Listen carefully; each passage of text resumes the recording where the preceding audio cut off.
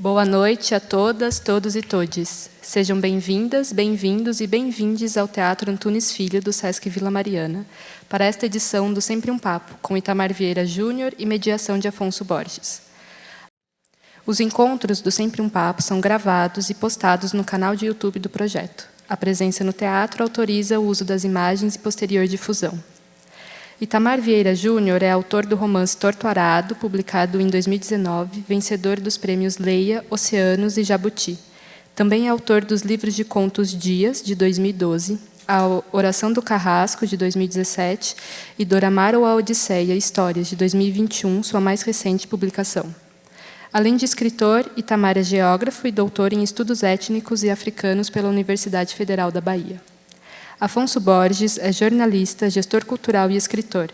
Criou, em 1986, o projeto Sempre um Papo, em 2012, o FLI Araxá, Festival Literário de Araxá, e, em 2021, o FLI Itabira, Festival Literário de Itabira, dos quais também é curador.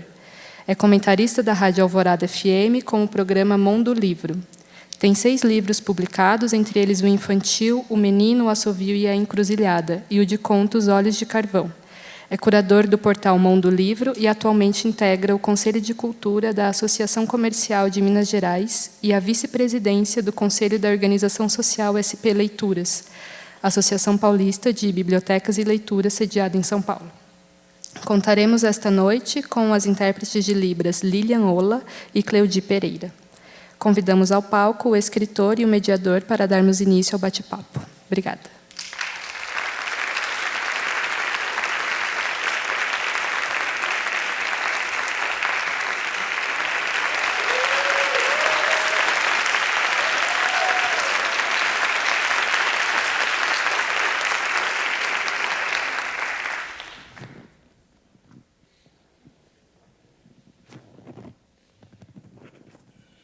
Oi, gente, boa noite.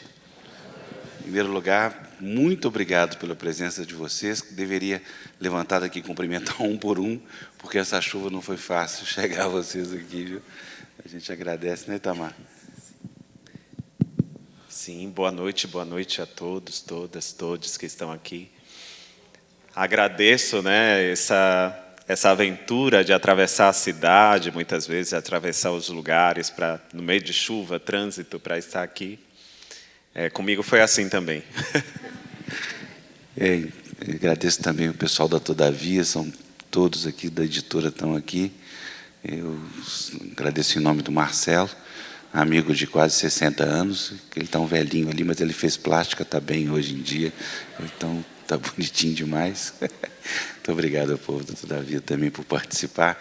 Agradeço ao Sesc que tem essa parceria com o Projeto Sempre um Papo já há 17 anos, dos 36 de trabalho que eu tenho. Todo o conteúdo que a gente produz, já há cerca de uns 25, 26 anos, a gente deposita no YouTube do Sempre um Papo.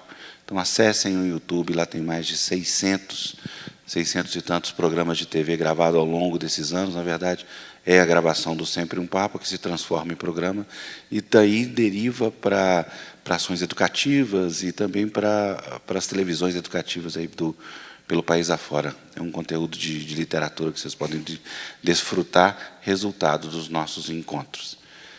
O projeto continua, né? A gente tem mais uma sessão por mês até o final do ano, em outubro de Milson Pereira de Almeida, novembro de Jamila Ribeiro e dezembro o Silvio Almeida.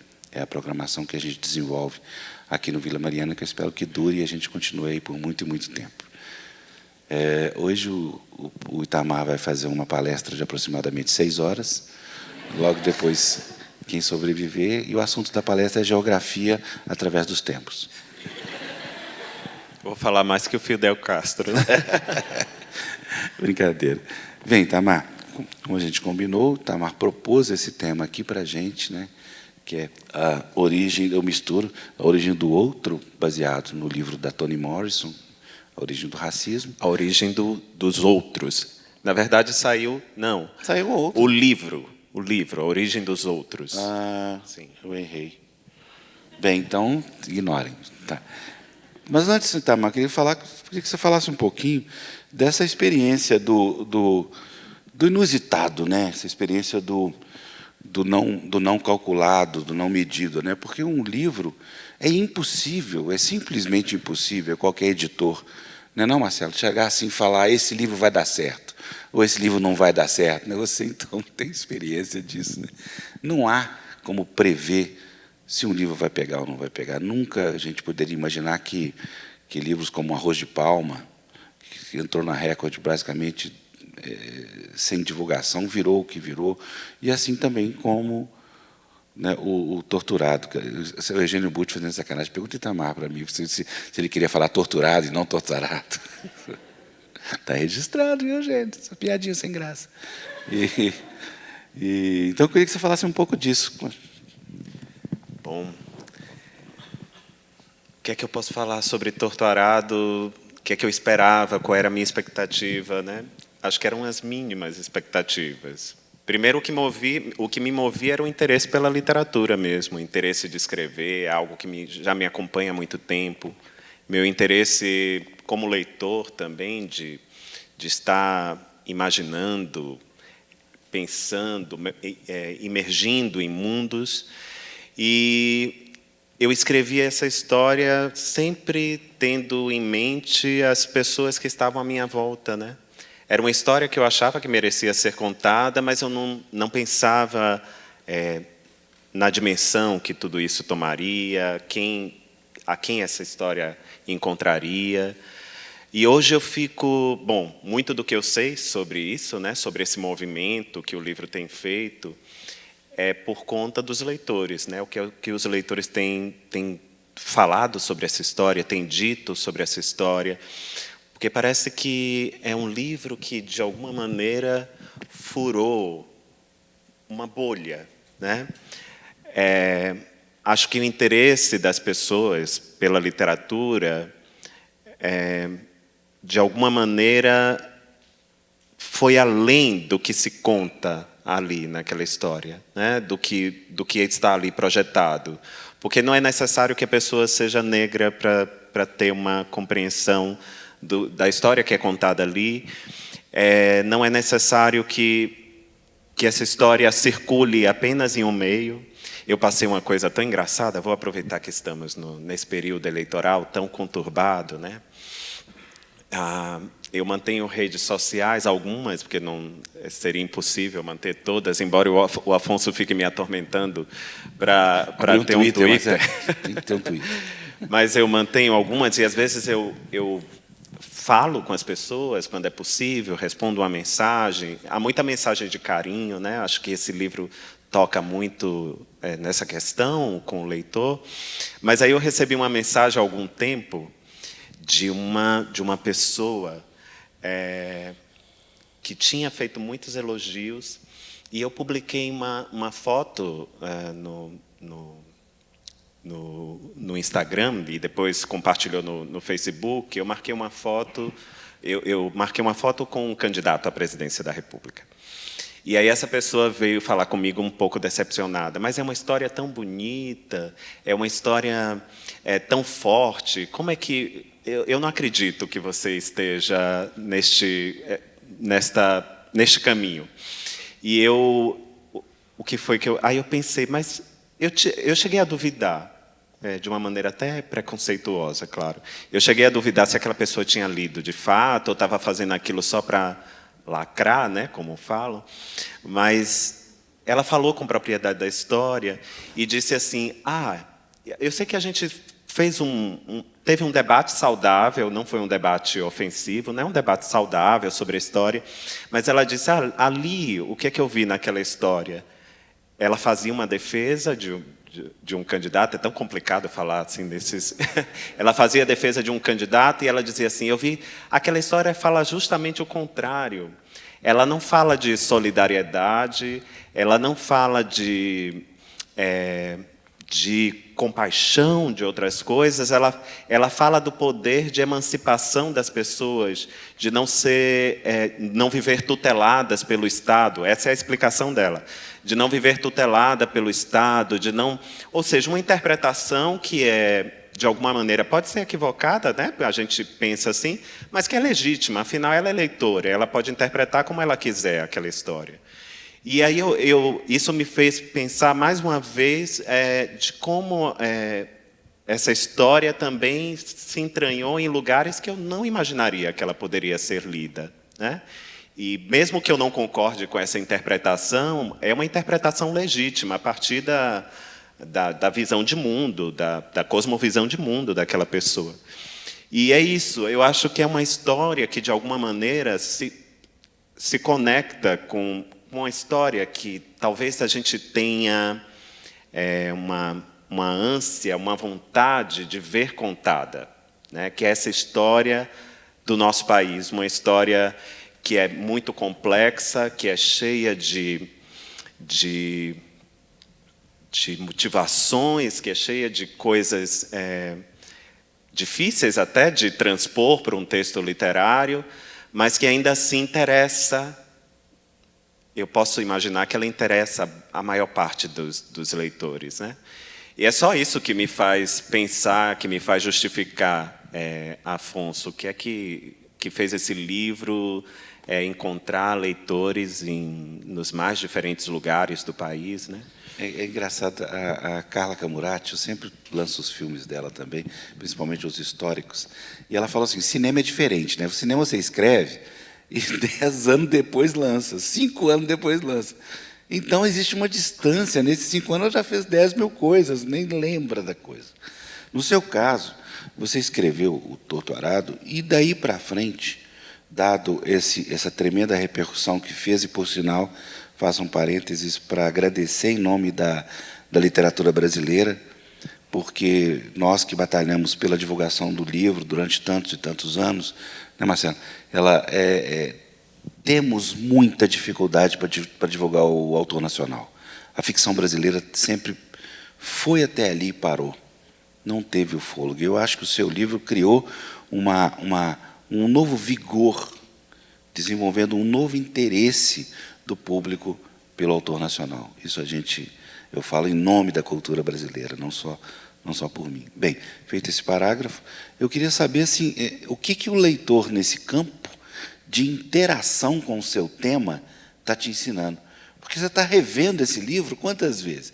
Hoje você ficou 2 horas agora conversando com o Marcelo Tasso, por sinal, faça aqui o registro e protesto público, porque você exauriu, viu, Marcelo? Você exauriu o pobre coitado do Itamar, 2 horas de entrevista. Você poderia repetir, Afonso? Agora ele até me desnorteou, me deixou desnorteado. Não, porque é isso. O que o leitor, no fundo, essa interação, essa renovação, essa reintegração, esse rever o livro permanente que o leitor está te provocando, está acontecendo com você? É uma relação bem estranha e, ao mesmo tempo, ela se mostra familiar, porque parece que o que tem movido os leitores para encontrar essa história é justamente aquilo que me moveu a escrever. Eu fico imaginando o Brasil, essa imensidão, né? Uma imensidão social, uma imensidão territorial. E, durante muito tempo, eu tive dificuldade... Eu, que sou um amante da literatura, né? Eu brinco que a literatura é minha religião, que eu tenho imensa fé na literatura. Durante muito tempo eu não vi este país, e ainda não vejo ele em toda a sua grandeza representado da maneira que deveria ser representado nas artes, né?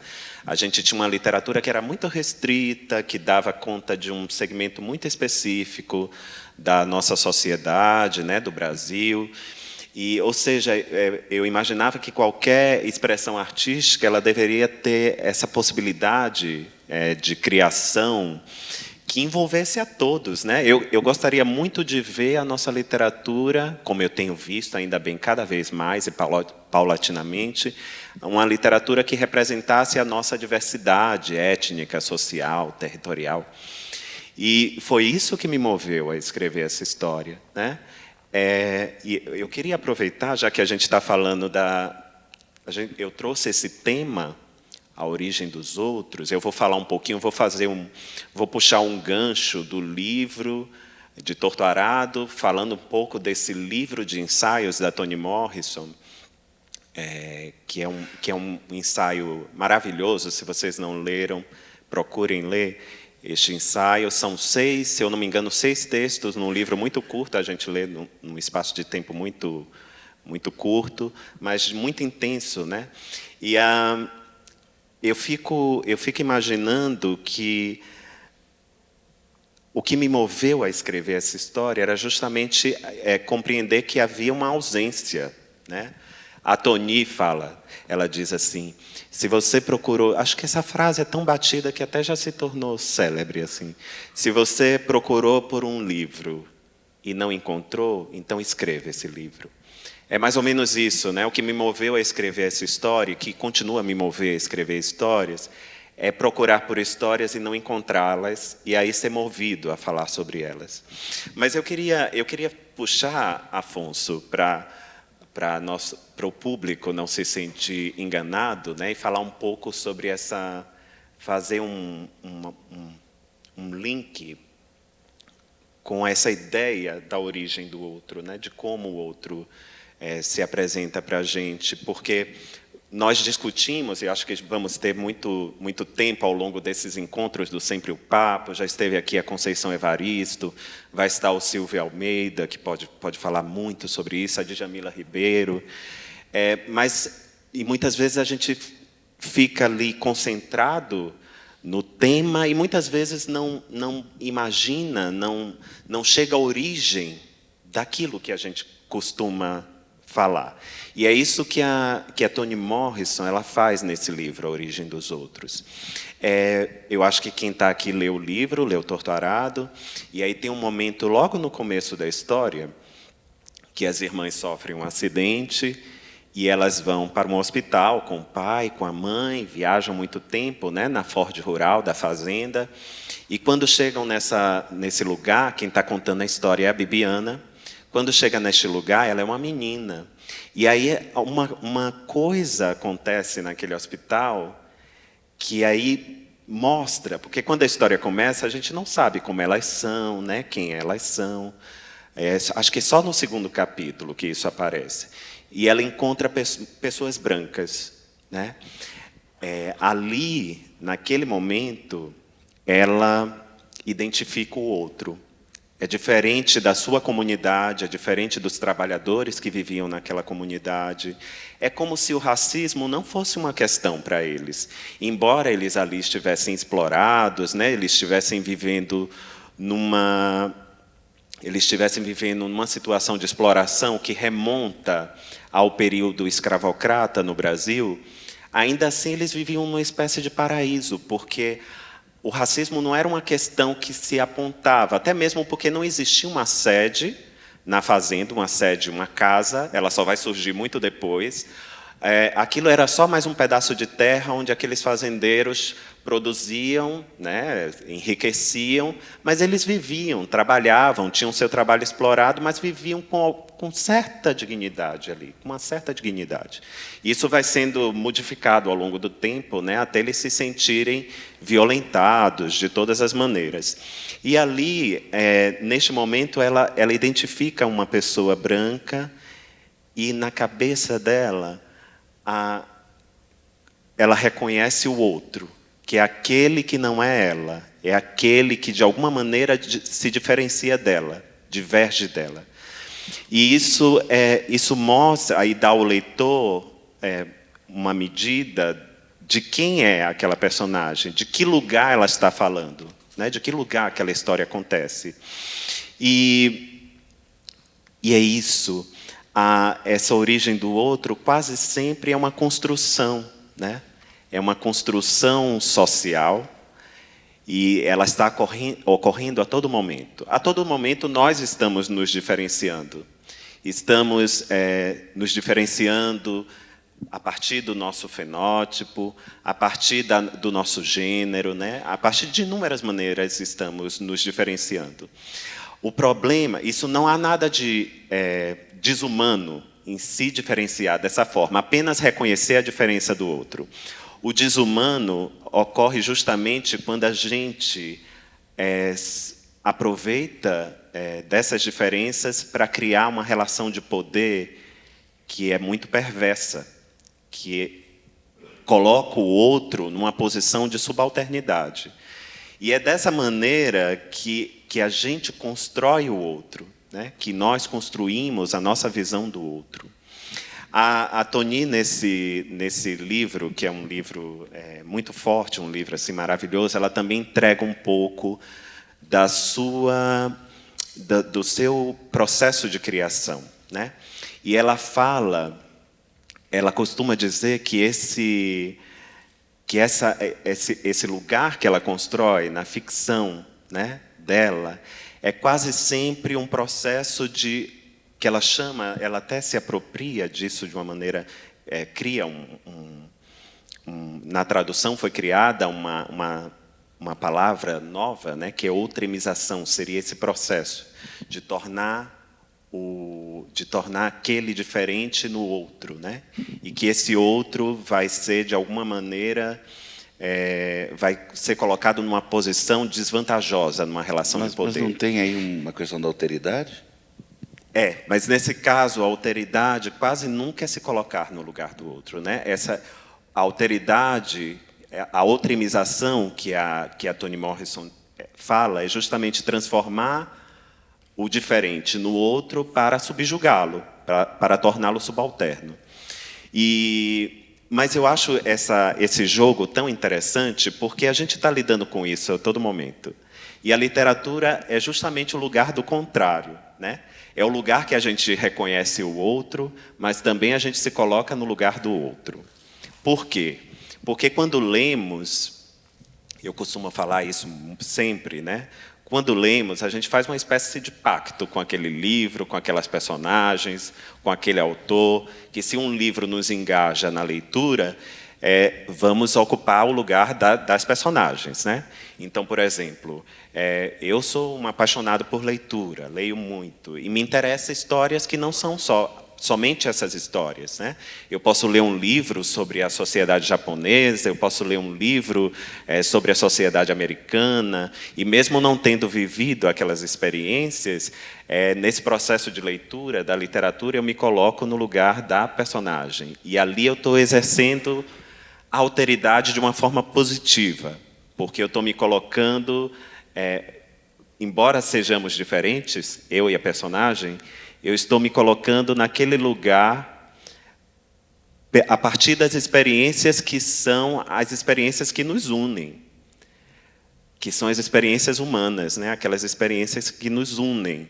Bom, nós todos, independente da nossa origem, independente da nossa cor, do nosso credo, temos alguns atributos humanos que são universais, poderíamos dizer assim, né? Se eu falar com qualquer sociedade sobre dor, mesmo que esse processo não seja sentido da mesma maneira, todo mundo vai saber elaborar, de alguma forma, o que é a dor para ele, né? O que é o sofrimento, o que é o afeto, né? O que seria a solidariedade. Cada um à sua forma, mesmo assim a gente vai chegar num componente comum, que é aquilo que nos une como seres humanos.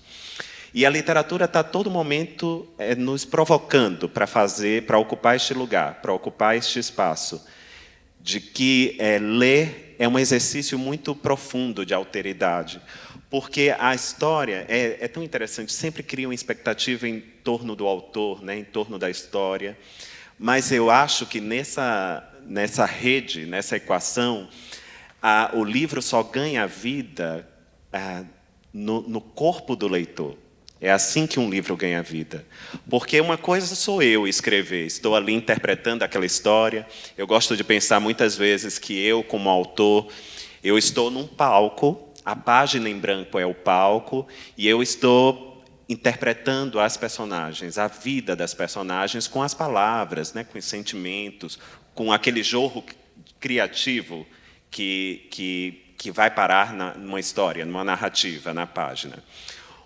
Mas, pronto, eu sozinho não sou ninguém, né? A história sozinha ela não tem vida. Ela ganha vida no corpo do leitor.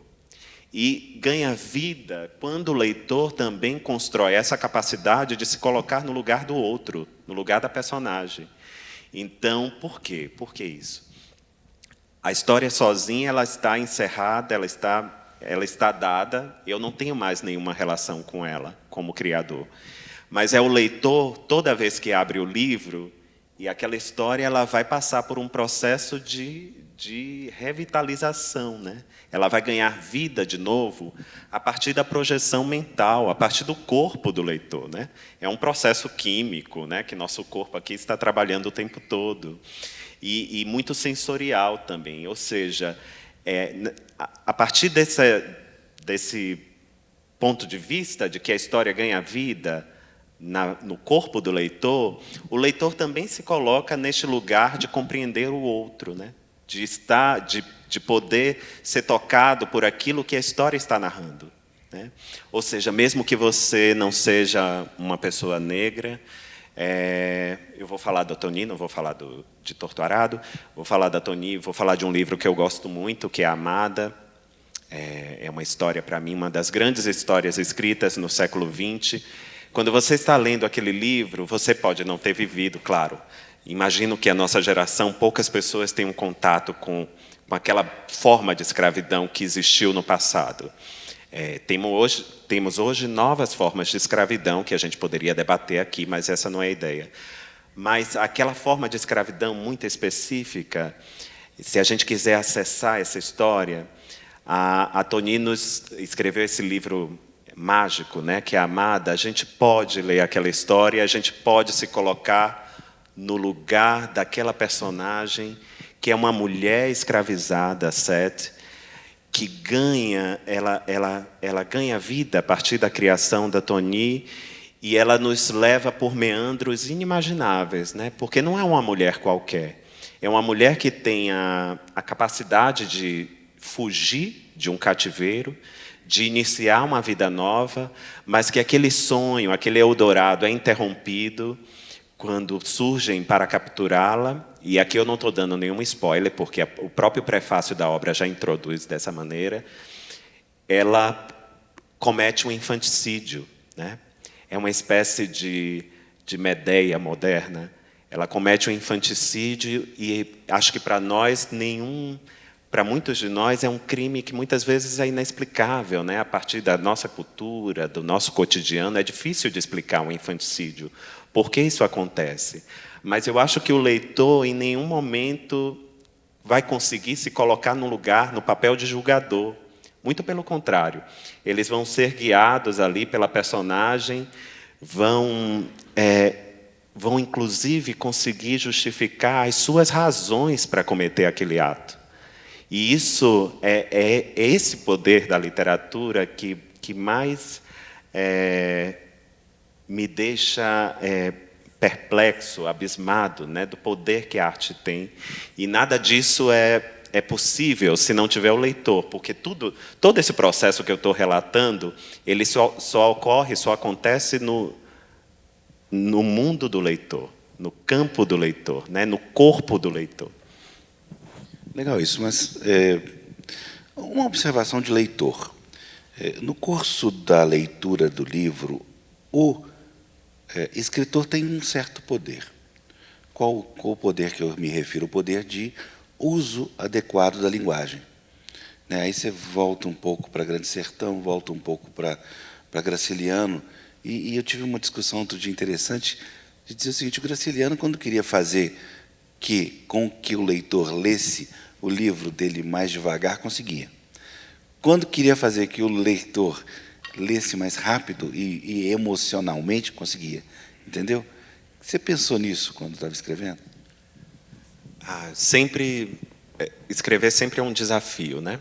Primeiro, porque eu já compreendi, já introjetei que uma história, por mais que ela seja cara a mim, ela só vai ganhar vida se encontrar o outro, né? Se encontrar o leitor. Então, não são escolhas fáceis, né? A escolha criativa, a escolha narrativa, a escolha do texto, é uma escolha que, de alguma maneira, eu falei que não projetava a história desse livro para um grande público, mas eu tenho no meu horizonte que este livro será lido, né, por alguém. E o que eu desejo com a literatura é justamente me fazer compreensível. É que essa história, a escolha da linguagem, a criação da linguagem, ela possa ser compreendida por quem vai ler, né? Que eu consiga falar isso falar sobre, narrar uma história de uma maneira mais simples, mais compreensível possível. E o simples, eu até falei sobre isso hoje à tarde, o simples não quer dizer simplório, né? Mas é uma linguagem que de alguma maneira, seja desprovida de artifícios capazes de embotar aquilo que precisa ser comunicado. E que não afastam o leitor, né? Porque se você der bobeira, você afasta o leitor. Porque eu acho que, no fundo, a literatura se presta a isso. É uma maneira de comunicar a vida para o outro. É uma maneira de comunicar a vida para o leitor. E a literatura, a gente fala da literatura, mas estamos pensando na literatura moderna. Se a gente for pensar no que o Antônio Cândido fala no Direito à Literatura, a gente vai pensar numa visão muito mais alargada do que seria a literatura, que envolve as tradições orais, envolve muita coisa. Eu, por exemplo, com a minha imaginação, que não tem limite muitas vezes, eu chego a pensar que o primórdio da literatura está lá nas cavernas, né? São as inscrições rupestres, ali o que diferencia o que se conversava nas rodas de fogo. Alguém sentiu necessidade de registrar aquelas histórias, né, com representações de animais, de lugares, de coisas, e no encadeamento lógico que ali está inscrita uma narrativa. Ali está uma narrativa. E isso de tantos anos, há quantos anos? 40 mil anos que a gente bem, já... É um best-seller que está lá já há muito tempo. Né? 40 mil anos isso já acontece, ou muito mais isso já acontece, e eu chego nos nossos dias e percebo que, na verdade, a razão de existir, né, dessa necessidade de se comunicar, de falar para o outro, ela permanece de outras maneiras. E uma das formas é esta, pela literatura. Ou seja, é difícil não escrever pensando naquele que será seu interlocutor, depois que você escreve. É aquele que será o leitor, né, e de como essa história vai ser recebida por ele. Cada um vai fazer suas escolhas, cada um tem seus caminhos. Alguns caminhos podem parecer mais óbvios, outros são escolhas conscientes. Eu acho que falar sobre... que escolher uma maneira direta e simples de contar a história, talvez seja aquela que me interessa, né? E aquela que talvez que explique, de alguma forma, os leitores que este livro tem encontrado. Eu vou fazer uma suposição aqui, posso cometer um equívoco, mas eu tenho insistido um pouco nisso, que é as descobertas que essa literatura, eu vou chamar de literatura negra, mas podemos trocar o nome, essa literatura tem trago para a gente como leitor. Eu já fiz inúmeros debates com a Conceição, inúmeros com Edmilson, com Jefferson, com Djamila e todos eles. Eliane Alves Cruz, com Água de Barrela e tantos livros, né, focados.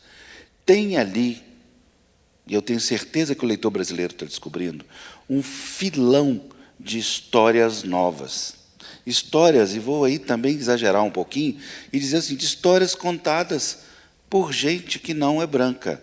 Eu vou só dizer isso para dizer que os grandes escritores, salvo um ou outro, Machado de Assis e tudo, que, mesmo que Machado de Assis tenha essa coisa da branquitude, não contaram para a gente. Você lê Eliana Alves Cruz e fica siderado com as possibilidades que aquele universo narrativo traz para a gente. De fato. E parece que é algo novo que surgiu agora, né? Mas eu penso que essas histórias estavam aí desde sempre. Faltavam oportunidades para ser publicadas, né? Como no nosso país, nós vivemos um país estruturalmente racista, os autores negros, autores indígenas, não tiveram espaço e poucos conseguem ter espaço hoje. Acho que há uma mudança em curso, uma mudança ainda muito tímida, mas uma mudança consistente, e eu acho que isso é demandado muito pelo leitor, né? É por quem lê, que tem avidez de encontrar essas histórias que foram apagadas, invisibilizadas. A gente tem aí alguns heróis que fizeram isso de uma maneira brilhante, em situações de absurda a diversidade, né?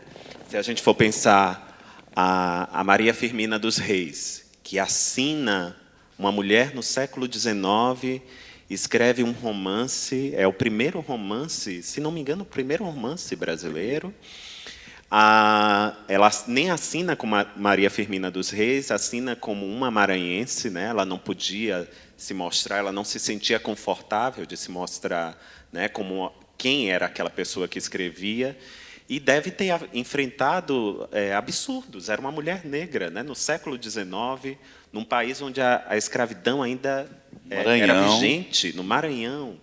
Ou seja, imagine o que essa autora não passou para ter seu livro publicado. Se a gente for pensar no Lima Barreto, da mesma maneira, né, o Lima foi brutalizado por esse sistema, né, era uma mente brilhante, criativa, pressionado de todas as formas, confinado, inclusive em manicômios. Ou seja, e ainda assim existia, abriram caminhos, né, romperam barreiras. A Carolina Maria de Jesus este caso realmente é algo que merece ser celebrado e mostra que a arte é um milagre, de fato. E é um milagre porque uma mulher que só teve 2 anos de escolarização, uma mulher que saiu de uma comunidade no interior de Minas para trabalhar como empregada doméstica em São Paulo, que foi morar num lugar destituído de todo sentido de humanidade, né? Sacramento, que é um município de Araxá, você imagina. Exatamente. E ela sai desse lugar e vem e é movida por essa necessidade de escrever que nunca deixou a Carolina Maria de Jesus. E eu fico pensando, claro, não foi preciso nem isso, mas em que lugar ela chegaria se ela tivesse tido uma educação formal, se ela tivesse tido as mesmas oportunidades que muitos autores brasileiros tiveram. E eu fico impressionado porque é um livro de tanta força. Recentemente, a Folha de São Paulo nos convidou para, inclusive, escolher livros, né, que representassem livros, né? O bicentenário da independência, 200 livros para o bicentenário da independência. E o livro da Carolina Maria de Jesus, Quarto de Despejo, foi o mais citado. Ele não foi mais citado ali ela não está como uma mulher, uma autora num lugar de cota, num lugar que talvez tenha sido reservado para ela pelo lugar que ela ocupava na sociedade. É um livro que é admirado e é querido pelo que ele é, né, pelo que ele fala. É um testemunho profundo sobre o Brasil pós-abolição. Não por acaso foi um livro que se tornou um best-seller, porque algumas pessoas liam movidas pela curiosidade, né? Movidas pela necessidade de compreender a história brasileira, como eu acho que as pessoas continuam a ler, mas outras leram porque se reconheceram naquela história. E muitas continuam a ler até hoje. É um livro que foi lançado há mais de 60 anos. E continua sendo muito vendido. Vocês imaginam o que é vender 2.000 exemplares por dia na França na década de 60? E isso é algo transformador, ou seja, se todas... Bom, ela conseguiu furar essa bolha, mas se todos tivessem tido iguais oportunidades, talvez a gente tivesse uma literatura mais equilibrada, né, em termos de representação, em termos de tudo aquilo que precisa, que representa o nosso país, represente em sua diversidade. E eu acho que hoje, se a gente tem mais autores, você falou aqui de vários, o Jefferson, a Eliana Alves Cruz, tem o José Faleiro, tem tantos outros, a Ana Maria Gonçalves, a Conceição Evaristo, se todas essas pessoas hoje são celebradas, escrevem, são celebradas, foram porque estes abriram os caminhos, né? E se eles são publicados e celebrados hoje, é porque há uma demanda dos leitores por histórias como esta. Talvez seja essa compreensão de que que a literatura precisa, de alguma forma, suprir essa necessidade, essa fome que nós temos por conhecer o nosso país, né, por conhecer a nossa própria história. Começou um pouco com a onda das biografias, né? A gente conversava sobre isso com o Fernando Moraes, Olga, que trouxe ali uma parte da história brasileira que não era contada em livros, e desse campo de interesse que o leitor provocou, começou a surgir. Eu acho que tem um marco, não sei se você me concorda com isso. Carolina foi um marco, mas o Tom Farias, quando decidiu fazer a biografia da Carolina, colocou isso na mesa com mais força, você não acha, não? E dali surgiu quem já estava ali. Conceição estava ali há muito tempo, né, editada com edições pequenas pela Malê, né, entre outras, mas elas começaram... Isso criou um campo de interesse diferente, tanto que eu tenho dúvidas se o 200 anos, 200 livros, que foi coordenado pelo Zé Manuel Diogo, um português, eu tenho dúvida se Carolina ganhasse, se não fosse o interesse que o Tom provocou pela biografia da Carolina. Acho que sim. E eu acho... Não acho que você está errado. Eu acho que o interesse pela vida dela, né, se deve pelas circunstâncias que ela criou e por tudo que ela criou. Mas eu acho que também isso não acontece só com uma coisa, não é explicado só por uma biografia que é publicada, não é explicado dessa maneira. Eu acho que nos últimos anos, por mais difícil que possa parecer a vida neste país, acho que fizemos avanços importantes nesse sentido. Eu penso, quando eu vejo os debates, as discussões, acho que há 20 anos, acho que falávamos sobre isso até na hora do almoço, há 20 anos não falávamos de racismo, claro, e já existia um movimento negro, existia um debate importante, mas não como esse debate está posto hoje, né? Não da maneira que está posto hoje. Voltando a Toni Morrison, desculpe te interromper, mas é também uma pergunta, esse racismo a qual a Toni se refere é de 20 anos atrás e seria diferente hoje se ela estivesse escrevendo. Com certeza. Mas eu acho assim, que a nossa realidade, embora a gente tenha comungue de muitas coisas em comum, é uma realidade muito particular, muito própria, muito específica. No fundo, o racismo é o mesmo, né? Mas as circunstâncias em que ele ocorre e da forma como ele é introjetado no Estado, ocorre há diferenças significativas de como se deu isso no Brasil e de como se deu isso nos Estados Unidos. Mas eu ainda imagino que há uma mudança em curso na nossa sociedade. Eu vou aproveitar que estamos nesse período para falar sobre isso.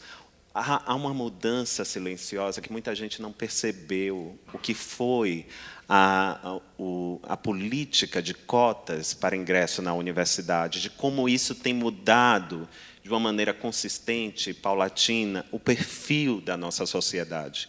Então, essas pessoas que começaram a ser educadas, começaram a conquistar um espaço que antes era interditado, sai com uma grande vontade de ler as suas próprias histórias, de encontrar as suas próprias histórias.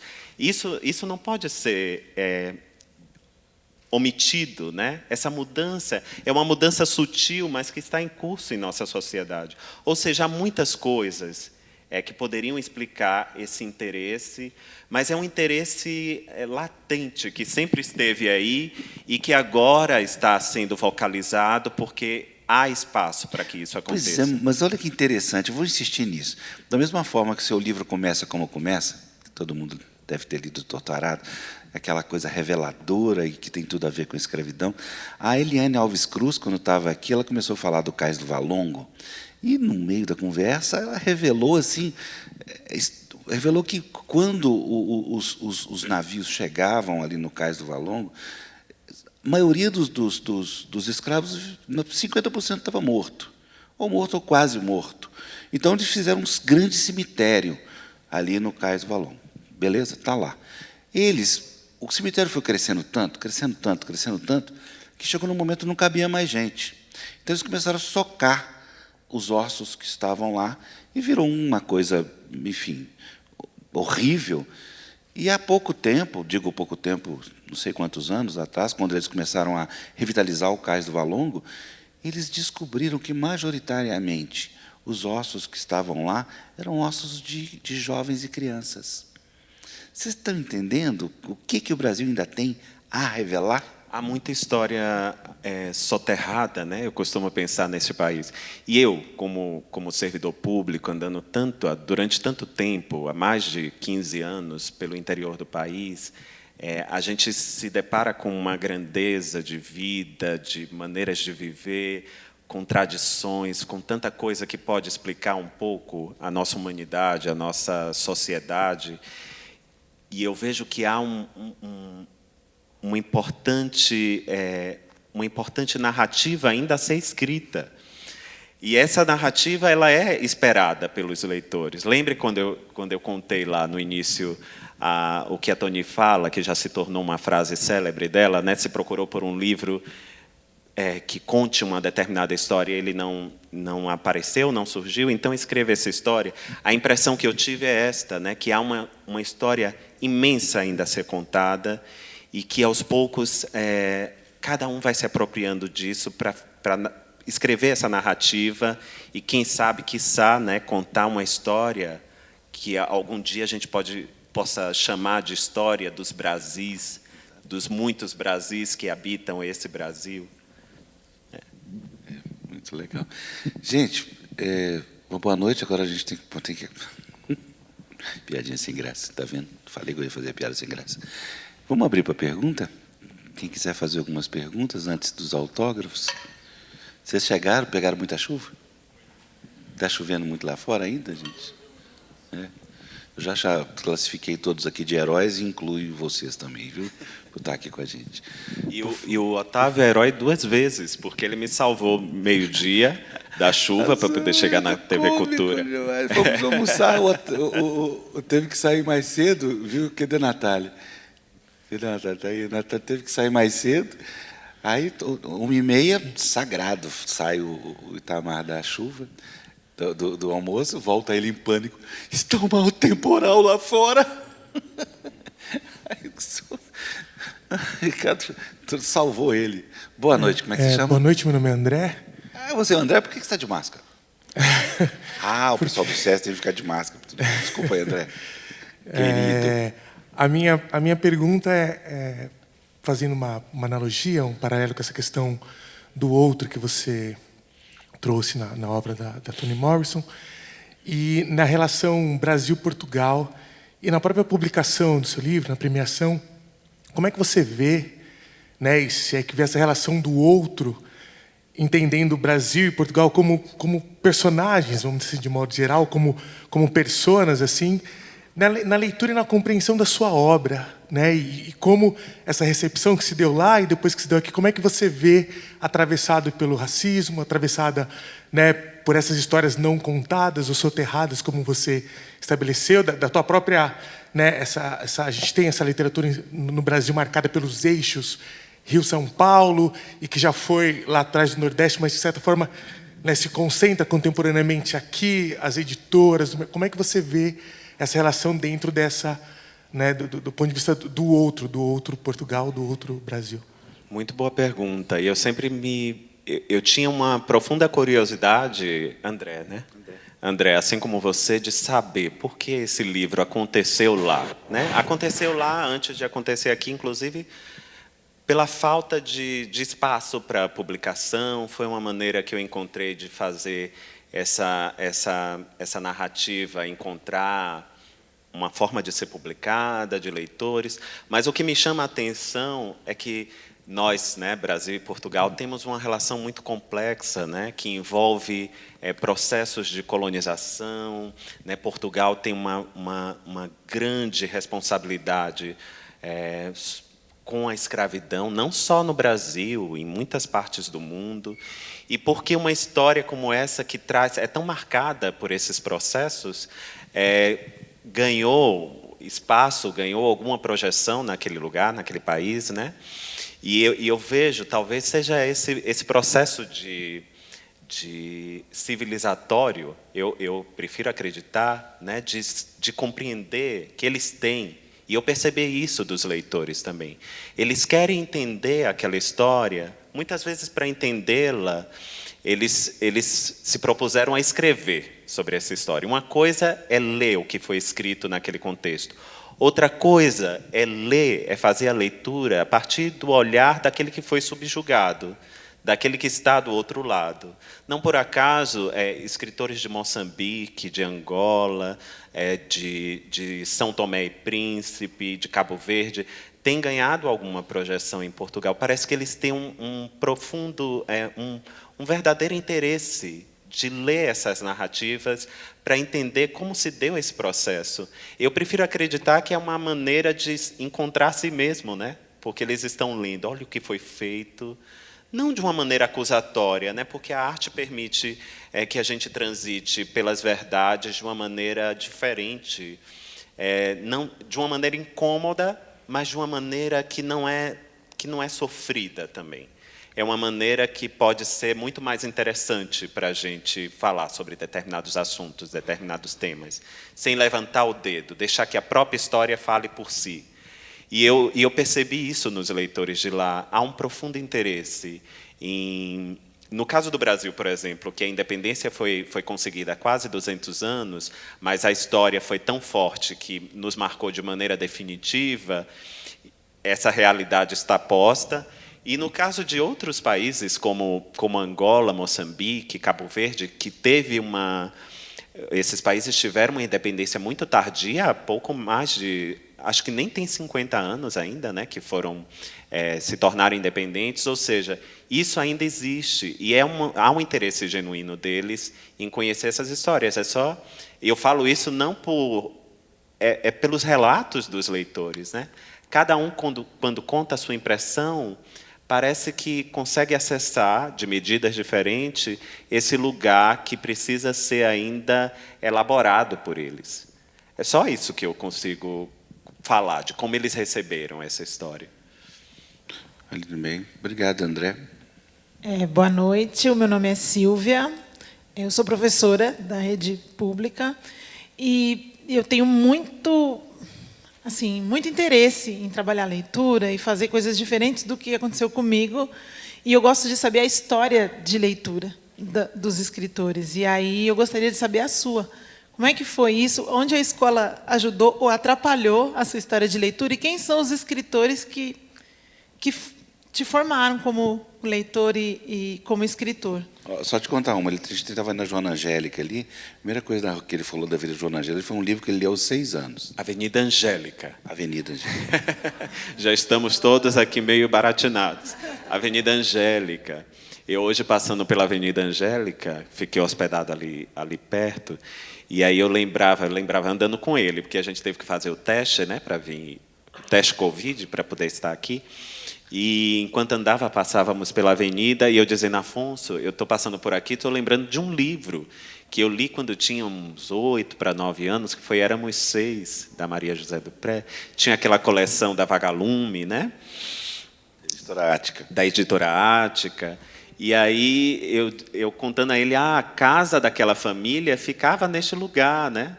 Era aquela casa que, de alguma maneira, a história da família, a história da casa, né, que permeia toda aquela narrativa, estava ali, eu lembrando para ele. Aí falei da Revolução de 32, que eu só tive contato com essa história já criança. Você nasceu em 1940, né?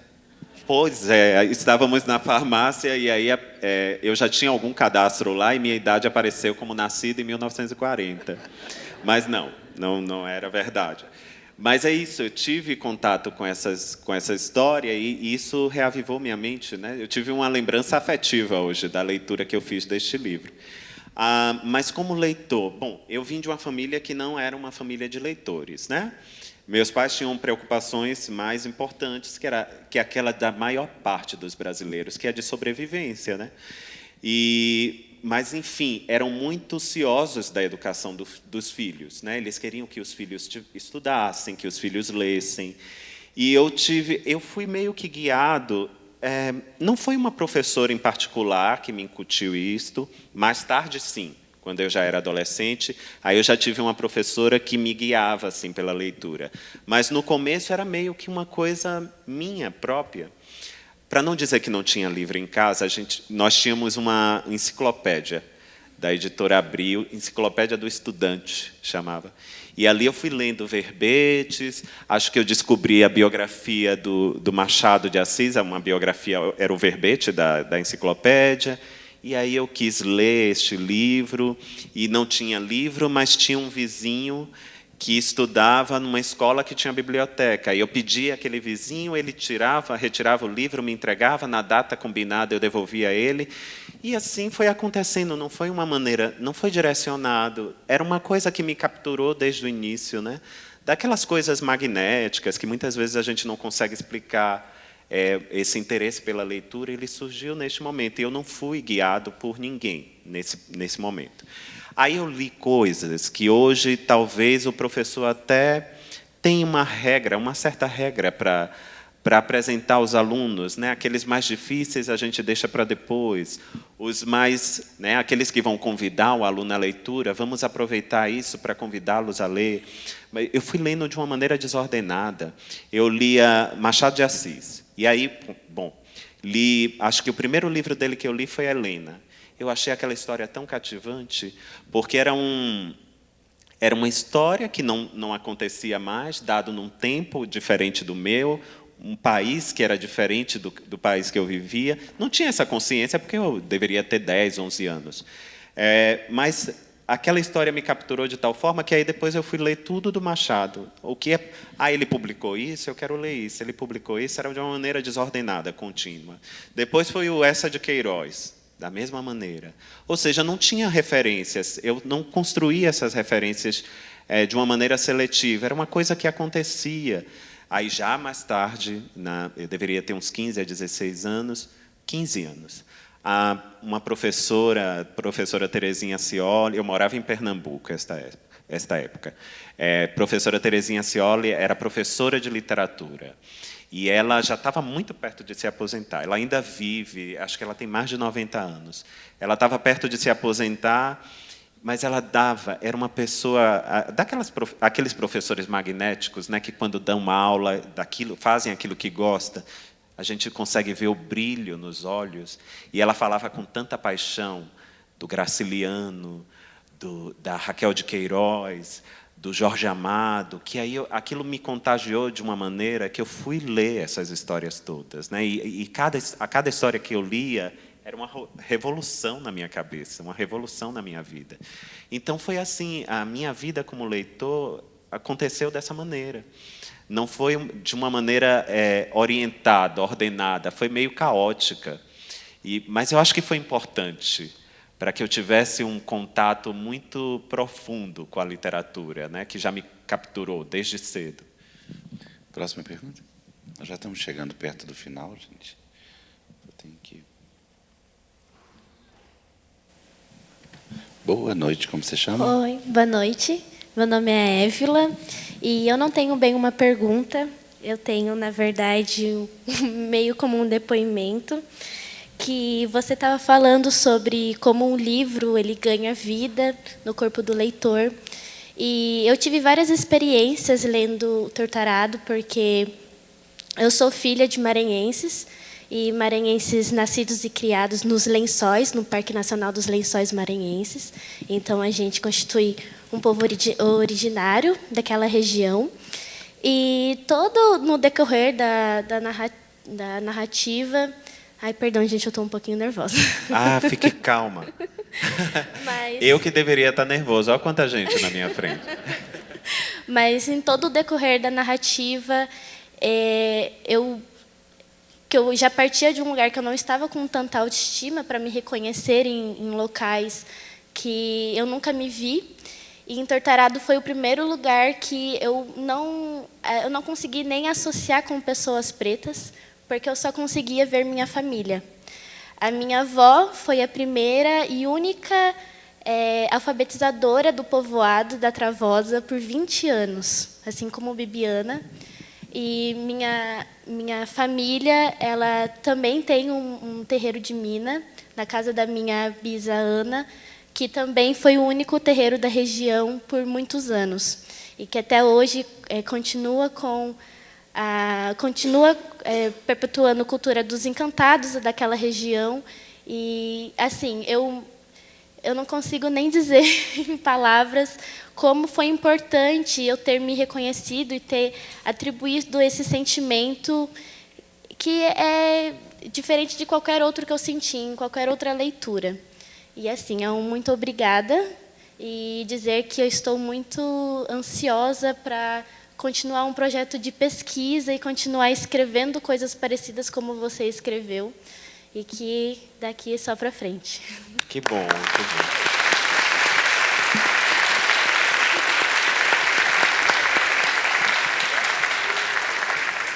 Me lembre seu nome.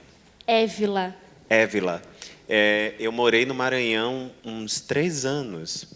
E faz, acho que 14 anos que eu saí... Não, 13 anos que eu saí do Maranhão. Mas foi uma experiência muito forte, muito profunda mesmo. Meu primeiro contato com uma comunidade quilombola, assim, sabendo que eu estava em contato com uma comunidade quilombola, foi lá no estado do Maranhão. E comunidades indígenas também. Meu trabalho pelo campo do Brasil começou lá. E foi uma experiência definidora, né, daquilo que o que eu queria escrever, né, de um projeto que talvez me acompanhe durante um tempo. Ele pode até mudar lá na frente, mas eu ainda quero escrever sobre essas coisas. E aí, ouvindo você falar, né, lembrando do tambor de mina, né, de tanta coisa, o tambor de mina seria uma espécie de jaré lá no Maranhão, né? É isto, eu acho que eu fui movido pelas mesmas coisas. Você disse que se reconheceu com essa leitura, né? E eu, estando naquele espaço, naquele lugar, parece que eu reconheci as coisas que tinham sido retiradas de mim, roubadas de mim pela própria história, pela vida, né? Por minha história ancestral. E foi uma maneira também de me reconectar com tudo isso, né? Então, eu me sinto contemplado com sua fala também. Gente, a gente tem que já encerrar. Você não queria fazer pergunta, Otávio? Desistiu? Gente, muitíssimo obrigado. Então, o Itamar vai ficar disponível aqui para os autógrafos. E eu agradeço a presença de todos e passo agora a coordenação para o pessoal do SESC. Obrigado.